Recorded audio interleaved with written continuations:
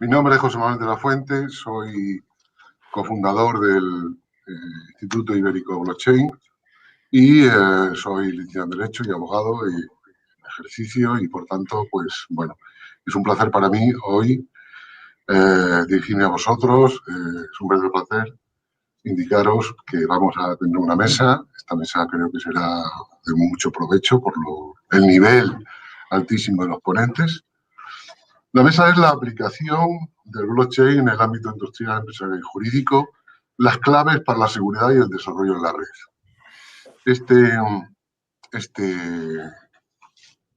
Esta mesa vamos a tener la suerte de contar con Miguel Ángel Pérez García y con Javier Plaza, a quien presentaré ahora, y creo que, dado el nivel, como estoy diciendo, de estos ponentes y del trabajo que viene haciendo durante años, pues será muy provechoso. Y deseando que comprendamos todo lo que tienen que decirnos, que va a ser mucho y muy interesante, y por supuesto que sabrán explicárnoslo, pues doy paso a Miguel Ángel Pérez García, que es fundador de la Community Labs. Miguel Ángel Pérez, buenos días. No te escucho, perdona. Hay algo que no me permite escucharte. Sí, ya está, solucionado. Okay, Decía que, bueno, buenos días y muchas gracias por haberme invitado a este evento y a esta mesa tan interesante y encantado de estar aquí con todos vosotros. Muy bien, Miguel Ángel. Pues, Miguel Ángel, tienes tu palabra. La palabra es para ti y te escuchamos atentamente. Gracias por estar aquí con nosotros. Muy bien, pues nada, yo básicamente un poco lo que quería es contar nuestra experiencia sobre todo práctica, en cuanto a la implantación actual o el estado de implantación actual que tenemos de blockchain en España. Debo decir que, aunque en otras cosas España no destaca especialmente en el tema de tecnología blockchain, sí que a nivel mundial se nos considera que estamos entre las 10 primeras potencias mundiales en cuanto a desarrollo de tecnología blockchain, de lo cual debemos de estar muy orgullosos. Y además es una oportunidad que se nos presenta muy importante y que creo que debemos de aprovechar todos. Y cuando digo todos, pues hablo obviamente desde la parte de administración pública y de entidades públicas, obviamente para apoyar el desarrollo y la implantación, no solo desde el punto de vista tecnológico, sino obviamente también desde otros puntos de vista, como ahora veremos, y muy importantes, como son temas de marcos regulatorios muy muy necesarios para que una tecnología innovadora como esta pues pueda funcionar y ser adoptada de forma adecuada. Obviamente pues necesita un marco regulatorio que la vaya adoptando y por tanto es muy importante que a nivel administrativo pues también se le dé el marco adecuado. Y como decía, pues simplemente lo que quería poner sobre esta mesa, tras más de 2 años de experiencia que nosotros desde eCommunity Labs venimos desarrollando en España, pues debo decir que el grado de avance y de implantación por parte de las empresas, como decía antes, es bastante satisfactorio. Obviamente a todos nos gustaría que todo estuviera más desarrollado y avanzado, pero obviamente tenemos que tener en cuenta, y más en las circunstancias actuales, ¿no?, en las que estamos, pues que el grado de implantación y sobre todo el grado de interés por esta tecnología es bastante satisfactorio. Sí debo decir que hasta el momento, obviamente, pues las grandes compañías o grandes corporaciones son las que más están apostando, ¿no?, por llevar al mundo empresarial esta tecnología, y que, como siempre, tenemos el sector pymes, ¿no?, pues que es un sector y que a nosotros, por ejemplo, desde Community Labs nos preocupa y nos interesamos especialmente, porque pensamos que siempre que aparece una nueva tecnología como esta, debemos de intentar, ¿no?, que no solo sean las grandes corporaciones las que consigan aplicarla, sino que al final tenga la capilaridad suficiente para que las pequeñas y medianas empresas también la puedan incorporar en sus procesos de negocio y, por tanto, contribuya, ¿no?, a esa transformación digital y a esa mejora competitiva, ¿no?, que que trae de la mano, ¿no?, esta tecnología. Simplemente indicar que por nuestros datos, pues actualmente los sectores logísticos, sobre todo en temas de trazabilidad, sector retail, sector alimentario, son los sectores industriales que más están apostando por esta tecnología. Y hay una parte muy importante, ¿no?, de la tecnología, que es la securización de los datos, y por eso hablaba antes del marco regulatorio, donde creo que, bueno, pues es importante que se den los pasos y se avance lo más rápidamente posible para dar esa cobertura también, ¿no?, legal y de validez, ¿no?, de dato digital que requiere, pues, toda la información que actualmente se registra en blockchain. De momento nada más, esa es mi aportación. Muy bien, bueno, pues muchísimas gracias, Miguel Ángel, una visión extraordinariamente clara y nítida.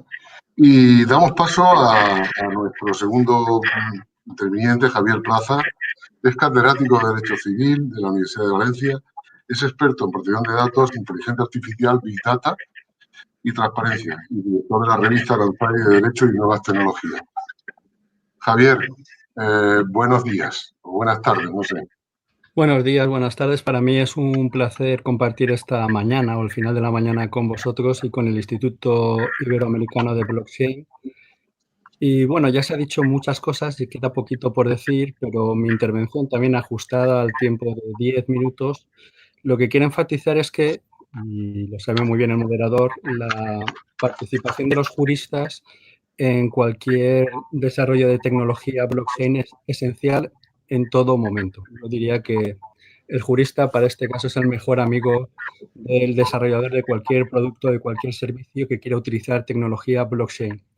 Porque es verdad que como tecnología puede ser aplicada a diferentes productos y a diferentes servicios y con diferentes cometidos. Esta mañana, por ejemplo, pues se ha aludido indirectamente a la criptomoneda, al papel que puede desarrollar en el mercado de valores, a cómo puede servir para que la administración pueda verar determinados procedimientos de registro. Incluso se ha hecho alguna alusión a cómo se puede certificar la autoría.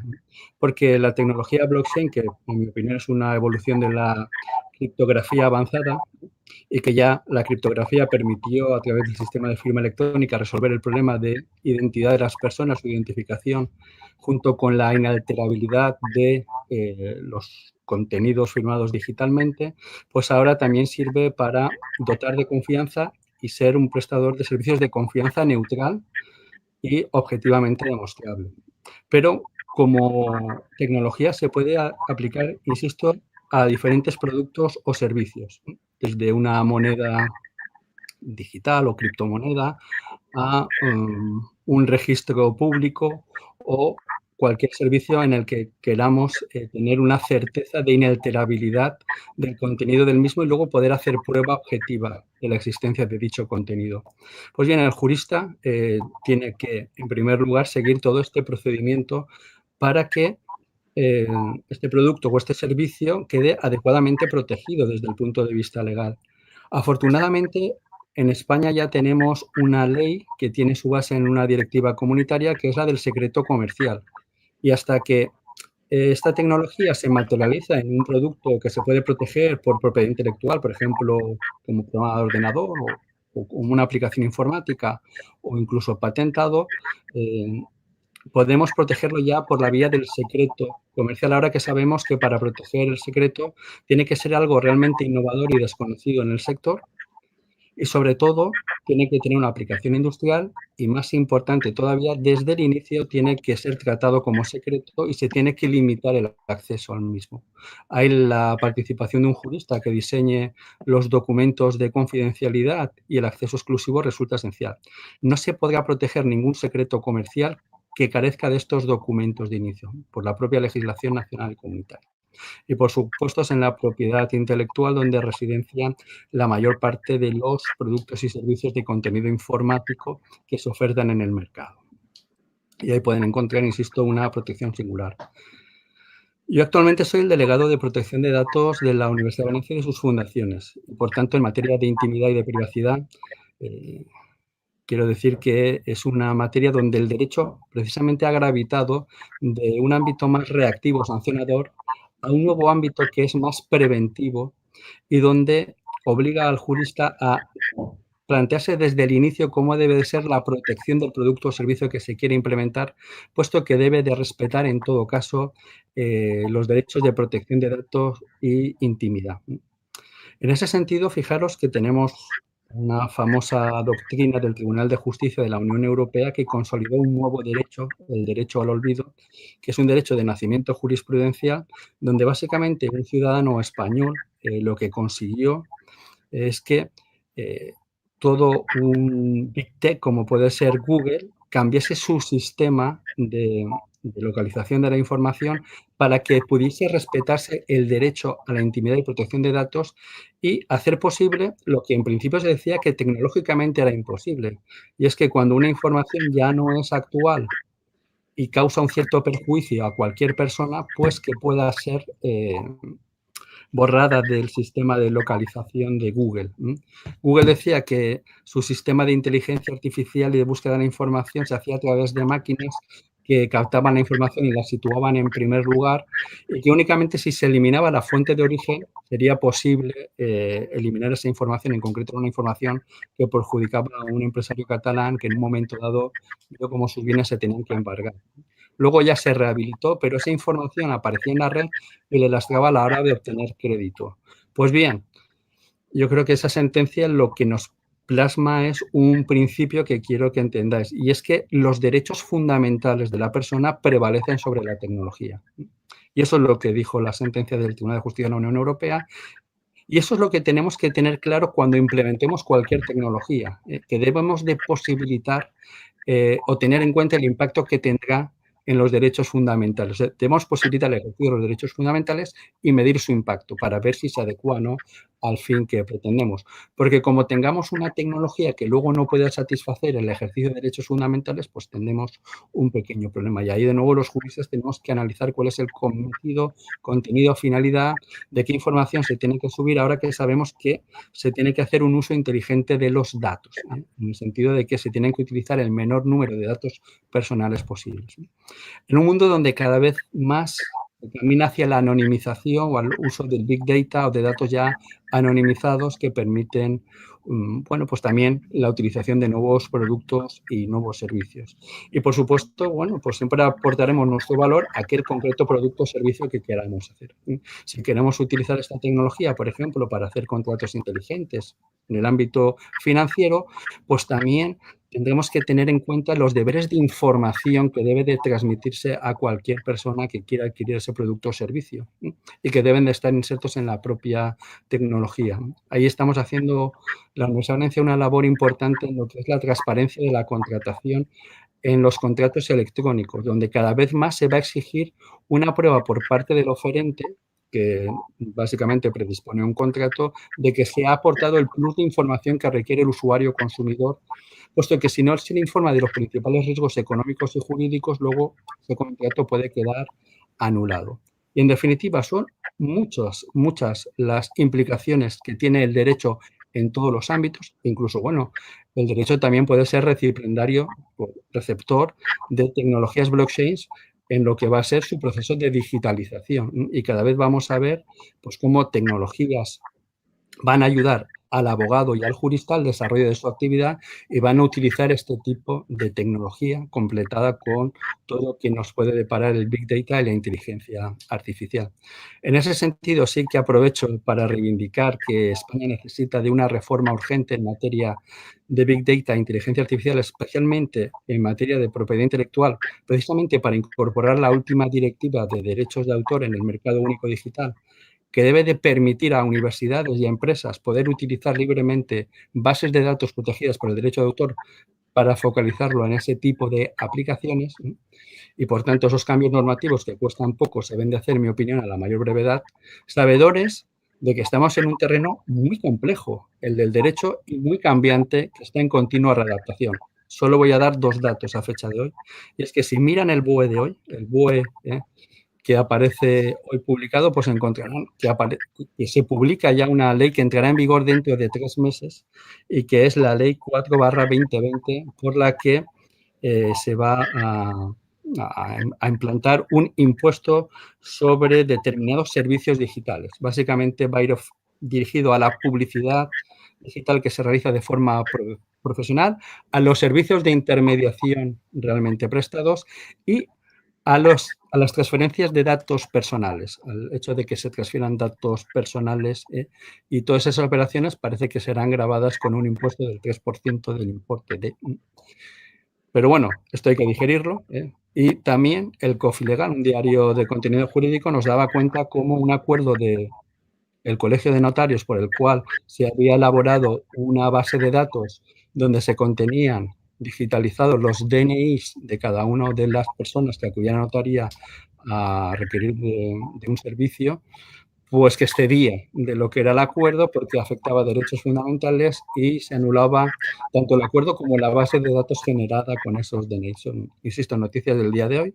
Una por aplicación de una sentencia del Tribunal, creo que de Justicia de la Comunidad de Madrid, en materia de protección de datos, y otra, la que podéis ver en el BOE. Con lo cual, mi recomendación siempre es hacer uso de un jurista y, en la medida de lo posible, que sea un jurista experto, alguien que conozca tanto el ámbito tecnológico como el del concreto producto o servicio que se quiere ofertar con esa tecnología. Porque eso será un signo de calidad, le dará calidad al producto o al servicio, le dará comercialidad, pero no hacerlo, por ejemplo, ofertar una tecnología que luego no va a poder satisfacer el ejercicio de derechos fundamentales, obligará a retirarla. Si esto lo tenemos en cuenta desde el principio y ya desarrollamos la tecnología posibilitando el ejercicio de esos derechos fundamentales, tenemos una tecnología de mayor calidad y de menor riesgo. Y ese es un poquito el papel que le corresponde ahora al jurista. Dar seguridad y certeza en un ámbito que realmente es muy voluble y muy versátil. Y, en fin, espero que haya sido de utilidad esta explicación y quedo a vuestra disposición. Gracias. Muy bien, muy bien.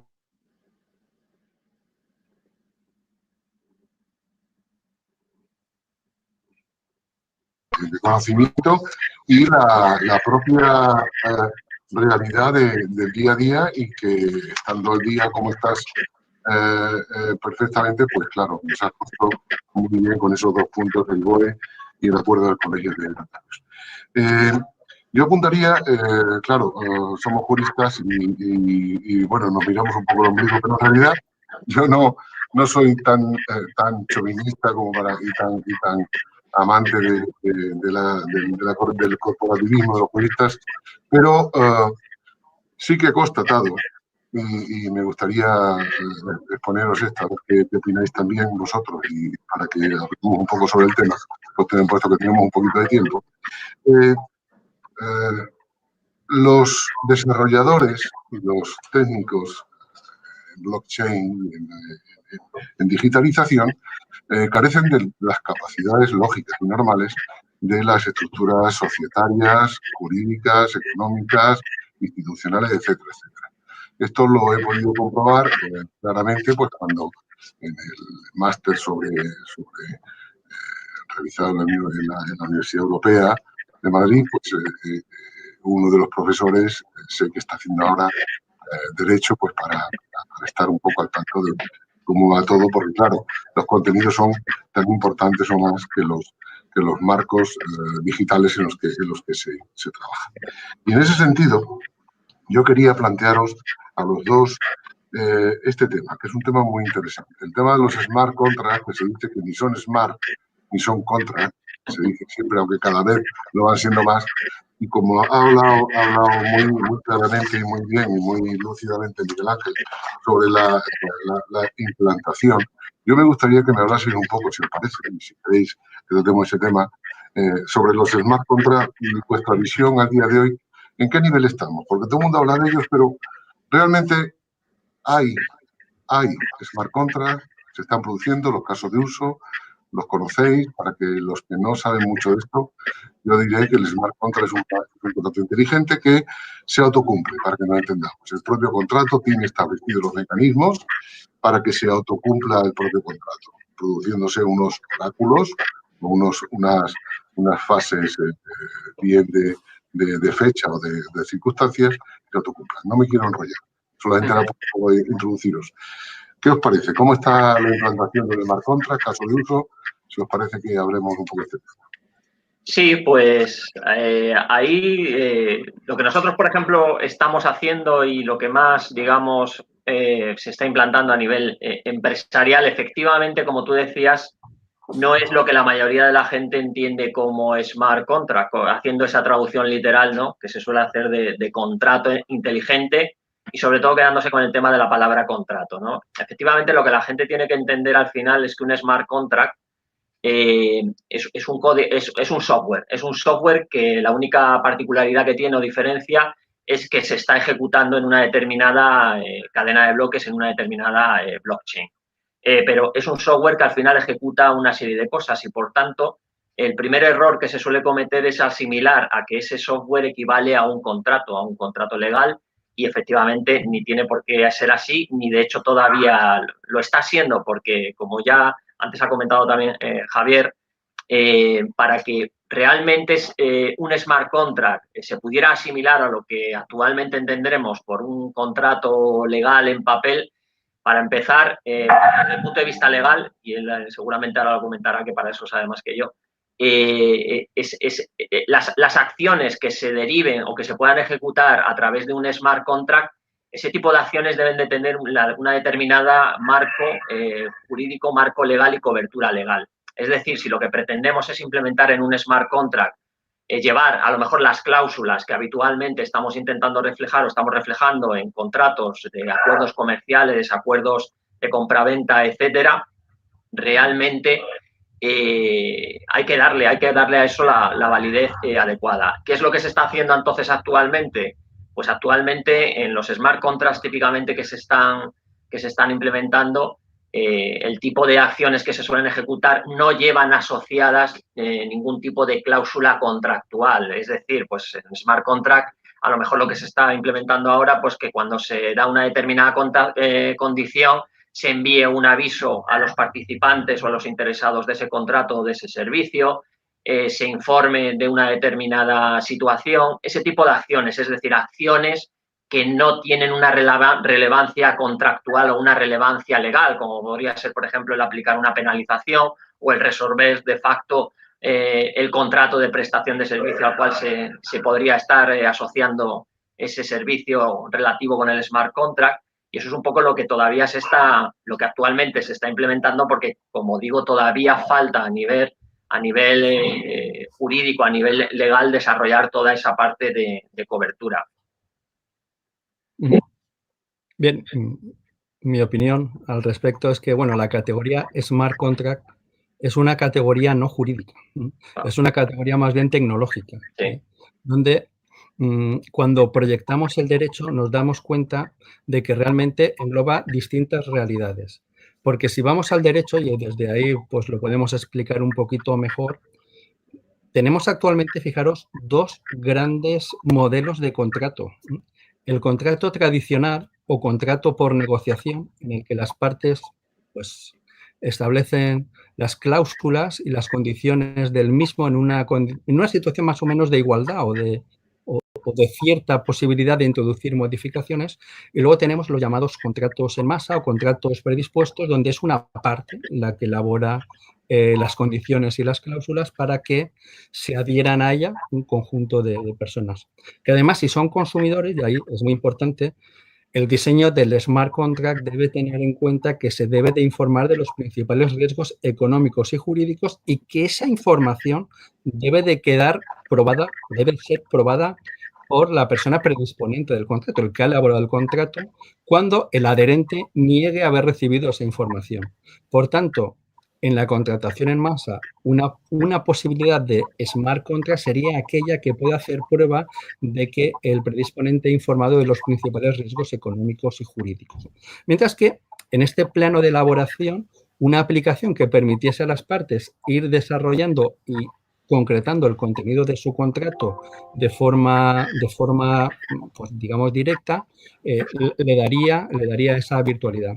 Y luego hay otro fenómeno que es el de la ejecución. Ahí, de nuevo, es un aspecto distinto. Ya hemos programado el contrato, ya tenemos el contrato y vamos a darle unas condiciones para que sea operativo. De nuevo, ahí la tecnología nos puede ser útil. El ejemplo para mí claro sería el que nos ofrece el mercado de valores. Ahí hemos podido diseñar contratos inteligentes donde damos una orden informática para que si un determinado valor sube o baja por encima de una determinada cotización, se pueda adquirir o se puedan vender las participaciones o las acciones, perdón, en ese mercado. Bueno, fijaros, hablamos de smart contract en distintos contratos y en distintos momentos de la obligación y donde la tecnología y el blockchain pueden ser útiles, pero por tanto, cuando hablemos de smart contract es de nuevo necesario el jurista que sitúe y que le saque rendimiento a esa tecnología, ¿no? Porque, insisto, una tecnología que sea capaz de adverar, que se ha hecho prueba, que se ha informado de determinadas condiciones, también en los productos financieros puede ser una garantía para el oferente de ese contrato, ¿no? Y luego pueden ser muy útiles en el ámbito de la ejecución, ¿no? Con lo cual, pues bueno, desde este punto de vista, digamos que la tecnología blockchain puede situarse en los distintos tipos de contrato y en los distintos tipos de ejecución, aportando lo que creo que aporta esta tecnología, que es certeza y neutralidad tecnológica. Es decir, sin que nadie tenga que hacer ninguna prueba, la propia tecnología advera de lo que se informó o de lo que se ordenó o de cómo se ordenó y por qué se ejecutó. ¿Por qué se ejecutó la venta cuando la acción llegó a esta cotización? Porque estaba así programado y acordado previamente, y eso es lo que hizo la tecnología, vender, porque se dio esa condición futura incierta que realmente se cumplió.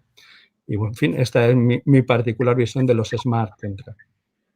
Sí, efectivamente, al final no dejan de ser herramientas tecnológicas que obviamente deben de tener todo el marco legal, jurídico, etcétera, que debe acompañar.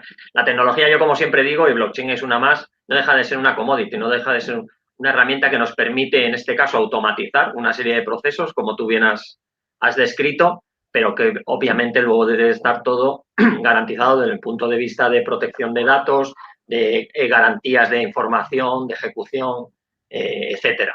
Todo eso la tecnología lo permite hacer, pero que el hecho, efectivamente, de ser un smart contract no quiere decir que nos dirima, ¿no?, de cumplir con todas esas otras obligaciones desde el punto de vista legal. Y además, perdón, en el smart contract, respondiendo a lo que había dicho el ponente, en el smart contract es el jurista el que le tiene que dar las instrucciones a el ingeniero informático, para desarrollar lo que el jurista sabe que tiene que estar en el contrato en cada momento. Y por tanto, esto es muy importante, que tiene que haber, y cada vez va a ser más, equipos multidisciplinares, donde, y lo estamos viendo en la inteligencia artificial, para cualquier aplicación hay un economista, hay un jurista, hay personas, obviamente, especialistas en las inteligencias artificiales, especialistas en informática, matemáticos, filósofos y personas que son capaces de aportar una cierta visión ética que también se exige. Y, por tanto, la tecnología requiere de un saber multidisciplinar y de una convergencia de profesionales donde cada uno tiene que aportar lo que corresponde en cada circunstancia. Totalmente de acuerdo. Sí, sí. Muy bien, es muy interesante lo que estáis planteando. Además, de alguna manera estáis haciendo, bueno, entrando en las verdaderas tripas, si me lo permitís, que son los smart contracts, ¿no? Más allá de un big data o más allá de un registro de contratos, es algo más, y ahí está la complejidad en la que, como yo estoy totalmente de acuerdo, como estáis diciendo ambos, tanto Javier como Miguel, es fundamental el jurista unido a otros equipos multidisciplinares, sin duda alguna. Sin duda alguna, es una visión fenomenal que nos obliga a todos a ser más juristas, más tecnológicos, más conocedores de la tecnología, para ir implementando en nuestro ámbito de trabajo económico, de juristas o filosóficos, pues efectivamente herramientas y usos propios de la digitalización. ¿Vale? Yo quería plantearos otra cuestión. Quería intervenir en este momentito, si no os molesta, para clarificar otra cosa. Yo como delegado de protección de datos estoy en continua relación con personas expertas en informática. Ni ellos, digamos que se adentran en las cuestiones legales, ni yo me adentro en las cuestiones de seguridad informática, por ejemplo, de ciberespacio. Cuando tenemos una brecha de seguridad, yo le pregunto a ellos qué ha pasado, cómo ha pasado. Ellos aplican sus protocolos, saben que esto ha sido un ataque externo, se ha producido por este medio, a tal hora, en tal momento, con este programa. Y entonces yo documento jurídicamente eso. Creo que también es importante saber eso, que ni los juristas tenemos que invadir parcelas que nos son ajenas, ni es necesario que los informáticos invadan parcelas jurídicas. Pero es verdad que cuando le comunicas jurídicamente lo que está en juego y también te informan tecnológicamente lo que ha ocurrido, se produce en ese momento una total compatibilidad de conocimientos entre la informática y el derecho. Entonces, como juristas siempre tenemos que tratar de comprender la realidad, por muy compleja que sea, ya sea el blockchain, ya sea la inteligencia artificial, pero además aplicada al caso concreto y a las circunstancias concretas. Y por tanto, es verdad, se trata de que los informáticos tengan conciencia de la importancia que tiene el derecho y que le pregunten al jurista. Y que nosotros sepamos de la importancia que tienen los sistemas de seguridad informática y que yo confío en que, en este caso, los informáticos míos los tienen debidamente implementados porque son ellos los que llevan las correspondientes ISOs y la implantación del Esquema Nacional de Seguridad, tal y como informáticamente obliga la norma. Digo también por un poquito de clarificar este trabajo en equipo que es continuo y que va a ser cada vez más continuo y cómo se producen ese tipo de sinergias en la vida práctica. Y nada, dejo las preguntas. Sin duda. No, sin duda. Es que clarificador toda esa forma de entenderlo, que además creo que, por así decirlo, es más completa, más holística de lo que parece o podría parecer inicialmente, que no necesitamos los equipos multidisciplinares. Yo quería proponeros, si os parece bien, porque tenemos un poquito de tiempo, al hilo de lo que ha puesto Javier de manifiesto, muy interesante, un tema, un conflicto. A los abogados y a los juristas nos gusta mucho la contraposición de intereses, ¿verdad? Los intereses contradictorios, ¿verdad? Que tienen siempre las partes, y en el ámbito tanto civil como público, o en el ámbito privado y público. Yo quería plantearos, conforme al hilo de la sentencia esa del tribunal, que has hablado del derecho al olvido, la tecnología blockchain, además de escalable, es inmutable, ¿vale? Y es un tema muy interesante que creo, si pudiéramos tener todas las claves de todo lo que tratamos, pues seríamos otra cosa y no personas, ¿no?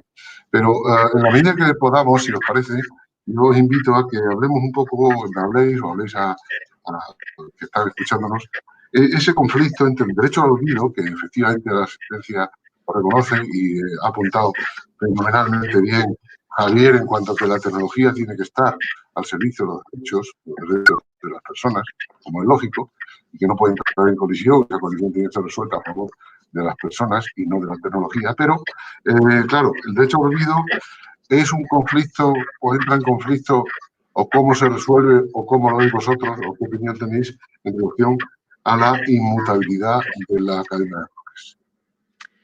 Bueno, a este respecto, que efectivamente se ha debatido mucho, y sobre todo, pues obviamente, con todo lo que es relativo a datos personales que puedan almacenarse en las cadenas de bloques, que obviamente todo está sujeto al cumplimiento de lo que es el Reglamento General de Protección de Datos.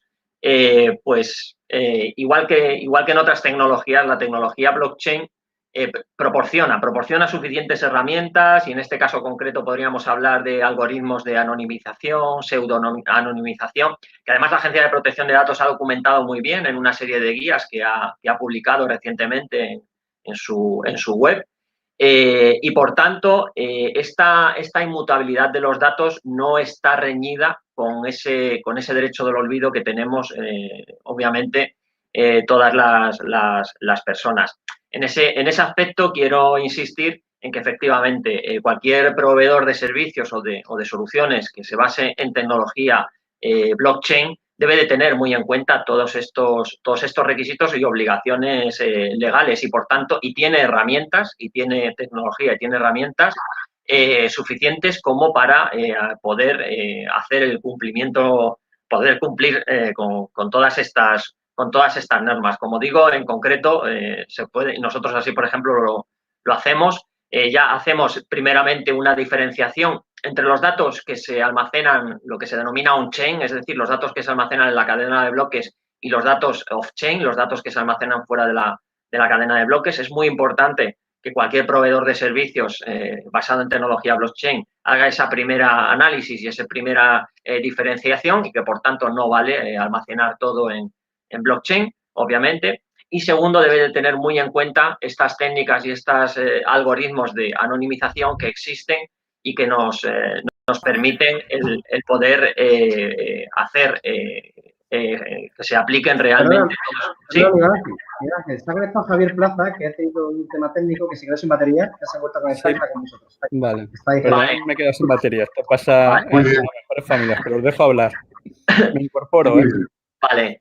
Bueno, pues como iba comentando Javier, estaba hablando sobre las técnicas y las herramientas de anonimización y pseudonimización que existe, y que en concreto la Agencia de Protección de Datos ha publicado en las guías que ha publicado en su web, y que precisamente van un poco en el sentido de esto, de garantizar efectivamente el cumplimiento del Reglamento General de Protección de Datos, y en concreto también aplicar pues ese derecho al olvido, y que es muy importante hacer un análisis previo de qué datos se almacenan on-chain en las cadenas de bloques y qué datos no se deben de almacenar en off-chain, precisamente para luego poder garantizar derechos como, por ejemplo, ese que estamos hablando del derecho al olvido. Para mí, como delegado de protección de datos, cada vez que oigo la palabra, me he venido aquí a este nuevo entorno, cada vez que oigo la palabra anonimización o pseudonimización, respiro tranquilo, más con anonimización. Fijaros, muchas veces, sobre todo en el ámbito de la sanidad y ahora con la pandemia, ha sido necesario acceder a datos personales de pacientes. Pero el propio sistema, al menos el público de salud español, en la misma base de datos permite que el médico que tiene que prestar una asistencia sanitaria presencial pueda acceder a los datos personales, pero los investigadores que podamos acceder de forma anonimizada, sin saber qué nombres y apellidos y qué paciente concreto es, pero sí las características del paciente. Y entonces, eso es lo que hace un jurista que diseña un sistema que, cuando es necesario, permite el acceso individualizado, y cuando no es necesario, porque el investigador no necesita saber si Javier Plaza es el que tiene el COVID o no, pero sí si es un varón de 51 años que ha tenido estas peculiaridades y esta sintomatología, o que ha presentado a lo mejor, aparte del COVID, otros síntomas inusuales, pero que también se están dando en otros pacientes, para hacer investigación. La pseudonimización es un sistema que también requiere de mi intervención, sobre todo para garantizar la seguridad de que solo una persona va a conservar esa información y no la va a perder, y que va a estar inaccesible al resto.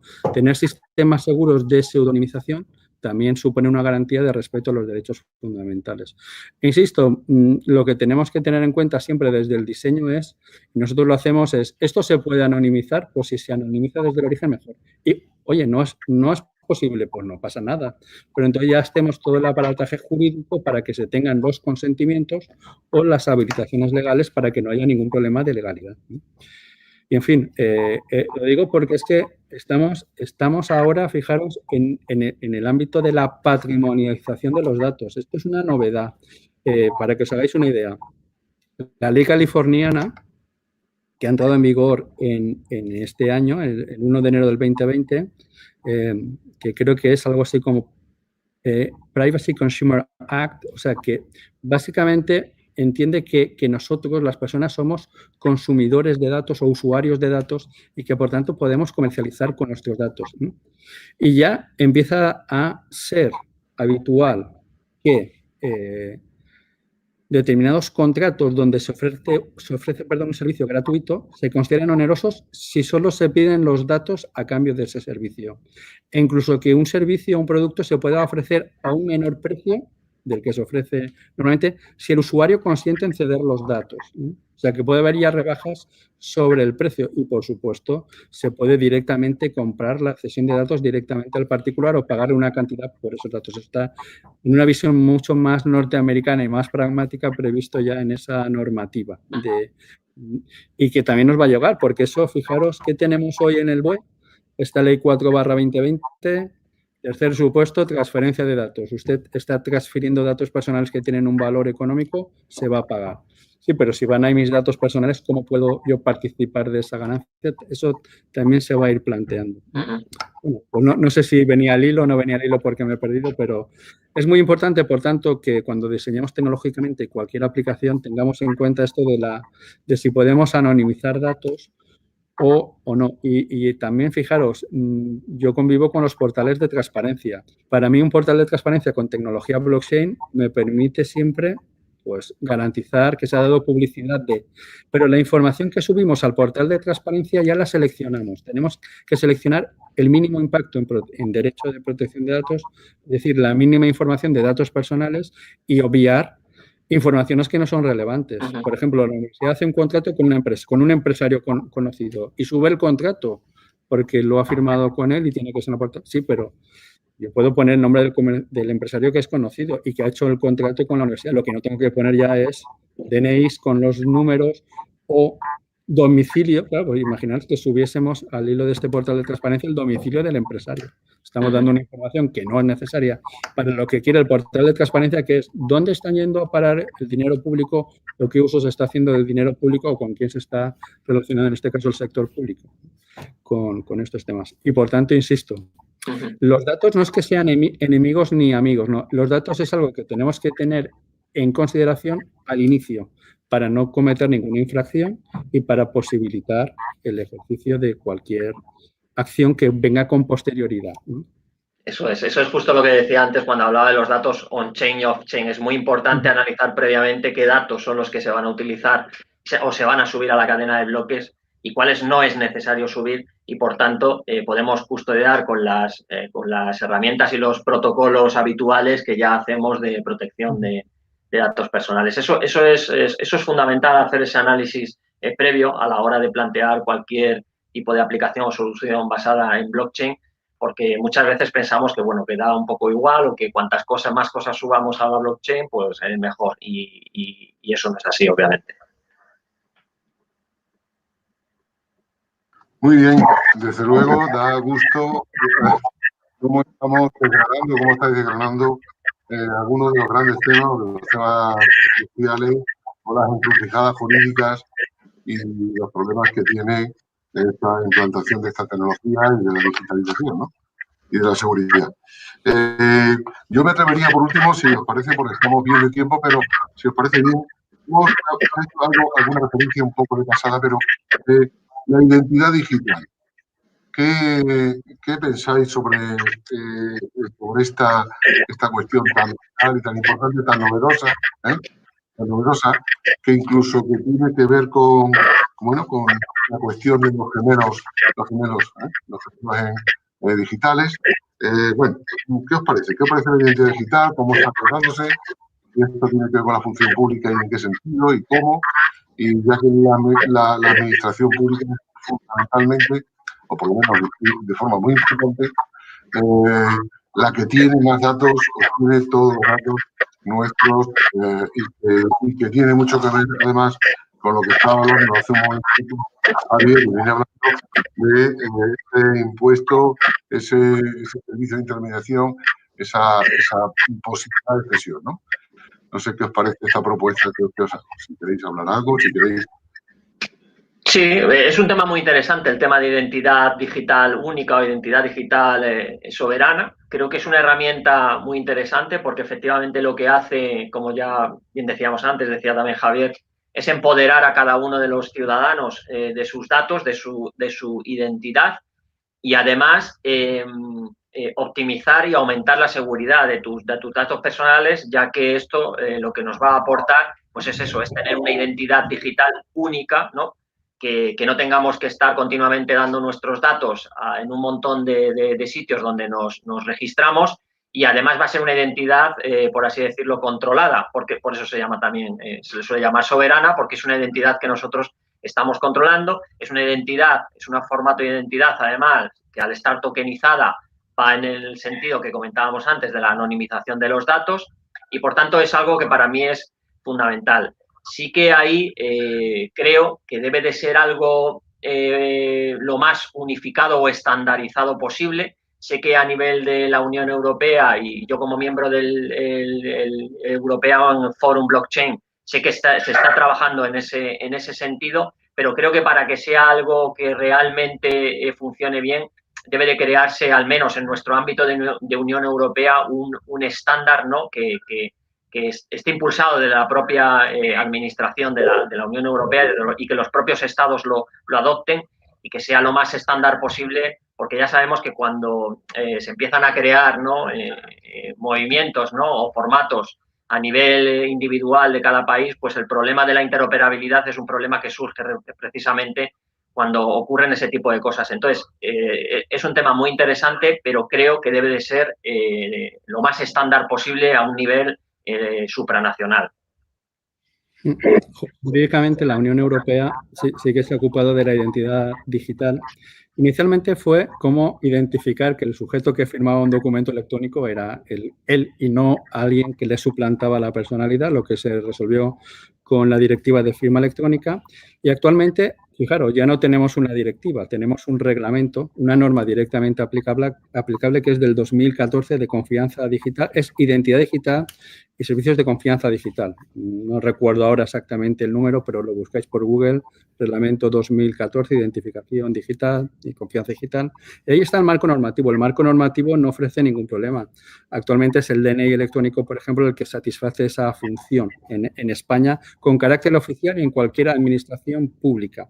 Pero también puede haber otros sistemas de identificación digital, pero ya más tecnológicos, que sean permanentes, duraderos, y que no haya que implementarlo, porque este sistema de DNI digital pues tiene la pega, que necesita un lector de firma y un concreto conocimiento de cómo hacerlo. Sí.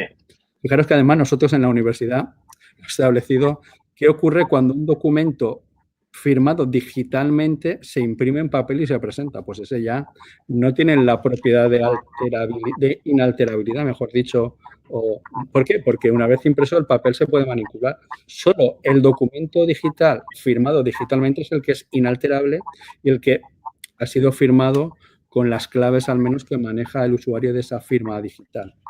Y con lo cual, pues bueno, ahora que se avanza en un sistema donde realmente uno ya quede directamente identificado con un sistema más benévolo, que no sea de lectura de firma, y a lo mejor que sea con un sistema de datos biométricos también, igualmente seguro, pues bueno, todo eso se agradecerá por parte del usuario, porque actualmente para firmar un documento digital hay que echarle unas poquitas, hay que saber unos pasos y que la tecnología te lo permita para conseguirlo. No sé. Y entonces, bueno, yo sí que aquí creo que jurídicamente no hay ningún problema porque toda la cobertura normativa ya está dada, y es un problema de acertar en el modelo tecnológico que le sea más cómodo al usuario y más fácil. Para mí sería ideal tener un sistema de identificación digital que cuando tuviera que firmar un documento simplemente dándole a clicar y que me leyese los parámetros biométricos ya me identificase y realmente firmase automáticamente el documento, o que quedase un sistema de identificación digital tecnológico el que sea pertinente. Ahí, por tanto, yo creo que la tecnología tiene recorrido, las soluciones tecnológicas que vengan y que mejoren lo que hay van a ser siempre bienvenidas, y que jurídicamente no haya problema porque ya se resolvió, creo, incluso con la directiva de firma electrónica, desde luego con el reglamento europeo, pero yo creo que, por tanto, lo que tenemos que acertar es en el modelo estándar que sea muy cómodo para el usuario, nada gravoso y muy confiable o fiable, en el sentido de que, bueno, realmente los sistemas de suplantación pues no sean como los que hay ahora, que para el sistema de firma digital, pues yo cada vez que tengo que ir a recordar mi clave privada, lo tengo hecho en un sistema que no voy a revelar aquí, pero que es engorroso. Claro. Es que si ya con sistemas de biométricos podemos identificar digitalmente a la persona, y yo creo que eso es posible, y lo podemos trasladar a los documentos, pues es mucho mejor. No lo sé. Pero yo creo que técnicamente no le veo problema. Tecnológicamente es un terreno donde buenas iniciativas serán bienvenidas. Claro. Yo lo que pasa que creo que ahí con todo el tema del DNI digital, etcétera, creo que tenemos que aprender una serie de, valga la redundancia, lecciones aprendidas, como son las que dices tú. Creo que no se ha conseguido el nivel de penetración que sería aceptable, porque creo que el nivel de usabilidad no es todo lo sencillo que debería de ser para conseguir ese nivel de penetración. El tener el certificado asociado al DNI, necesitar un lector de DNI electrónico, lo veo demasiado complicado.